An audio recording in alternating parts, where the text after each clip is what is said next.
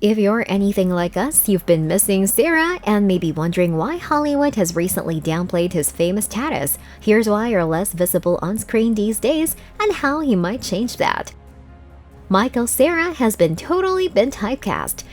It may sound harsh, but Michael Cera's performances in some of his earlier works tended to mix together. Most of his characters have handled their screen settings in the same way, from his stuttering speech patterns in stressful situations to his bewildered glares to his stoic approach to arguments. Consider how George Michael Blyth fumbled and fumbled whenever his cute cousin maybe was in the room in Arrested Development, and then compare that reaction to his pregnant pseudo-girlfriend telling him off in Juno, or his love interest Ramona revealing a league of evil exes standing in his way in Scott Pilgrim vs. the World. They're not that dissimilar. Cera has since attempted to shed his good guy goober shroud with image-slurring performances in This Is the End and Crystal Fairy in the Magic Cactus, but he's still gotten most of his best-known movie offers as that awkward and self-deprecating weirdo who occasionally gets the girl and underreacts to everything.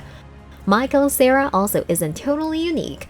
People can tell Cera and Jesse Eisenberg apart, either because they have the same curly-cut looks and beady brown eyes, or because they both peaked around the same period with comparable on-screen personalities. Just as Cera was poised to take the lead in the adorable doof area, Eisenberg delivered his own nerdtastic hero performance in Zombieland. They aren't precise doppelgangers, but they each check a box on the character list. While Cera has struggled to shed his public character, Eisenberg has demonstrated far greater variety, thanks in part to his Oscar-nominated performance as Mark Zuckerberg in The Social Network. To be sure, Eisenberg has had his own career difficulties, but he successfully shifted his image into new realms while still claiming movie offers that would otherwise be Cera's.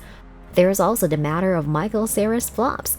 Superbad and Juno were lightning in a bottle, but Cera has struggled to repeat her typical funny cinematic antiques with viewers.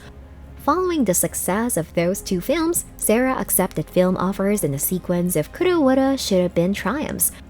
However, the momentum for his films did not last long as producers had intended, as his flicks typically fizzled with spectators. First, there was Nick and Nora's Infinite Playlist, a mediocre hit that fell short of expectations despite generally decent reviews. Following that, Year One bombed with critics and audiences alike. Paper Heart was scarcely viewed, and Youth in Revolt barely made back its production budget despite favorable reviews and Cera's face fronting the film.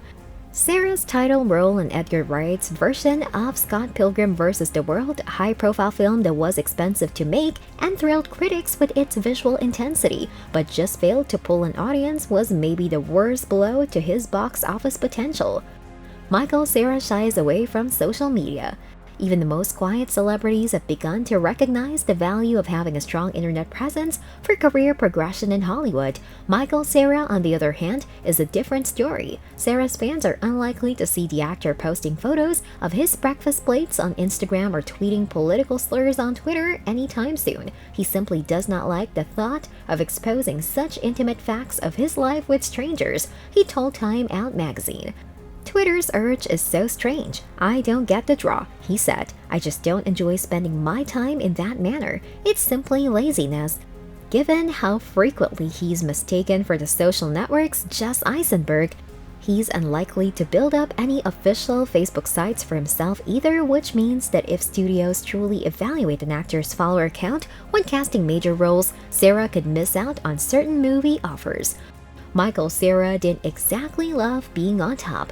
Even when he was on a roll with film offers, Michael Cera wasn't totally content with the direction of his career. I guess I didn't feel so in control, he told Time Out in the mid-aughts when his pictures were doing well at the box office. I wasn't happy with the way things were built around me. I really wasn't sure if I was enjoying being an actor and all the strange things that come with it. One thing he refused to do in the name of fame was relocate to the Los Angeles region. As he explained to the New York Times, I'm not a part of that environment.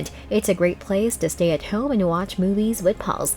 Instead, he's opted to live in New York, a city he's idolized since he was a kid watching the Stay Puft Marshmallow Man damage the city in Ghostbusters. It may not be necessary for film stars to live in or near Los Angeles, but it certainly helps to be immersed in that scene if you want to catch the notice of studio brass. And with that being said, it's time to end our video. Are you a fan of Michael Cera? Let us know in the comments. Like this video and make sure to subscribe to the channel for more amazing videos like this. We'll see you in the next video.